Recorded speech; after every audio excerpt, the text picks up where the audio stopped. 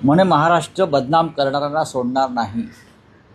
महाराष्ट्राच्या बदनामीचं सगळ्यात मोठं षडयंत्र जर कोणी रचलं असेल तर ते अमित शहाने रचलं, नरेंद्र मोदींनी रचलं. आणि खान तशी माती, त्याच्या खाली देवेंद्र फडणवीस.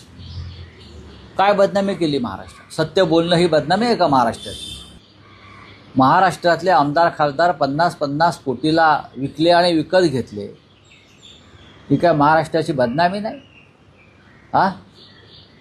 तुम्ही आमदार खासदार विकत घेत असताना आणि त्याच्यावर सरकार बनवलं, छत्रपती शिवाजी महाराजांचा पुतळा तिथे मालवणला कोसळतो भ्रष्टाचारामुळे, ही काय या राज्याची बदनामी नाही? तुमच्या विधानसभा अध्यक्षाला मराठी येत नाही, ही राज्याची बदनामी आहे. तो भगतसिंग कोश्यारी होता येते राज्यपाल, महात्मा फुल्यांपासून शिवाजी महाराजांपर्यंत त्याने जी वक्तव्य केली बदनामीकारक, आणि तुम्ही त्याचं समर्थन करत होतात.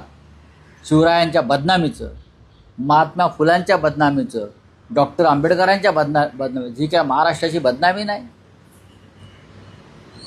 मिस्टर फडणवीस यांना वैफल्य आलं आहे, फ्रस्ट्रेशन आलेलं आहे.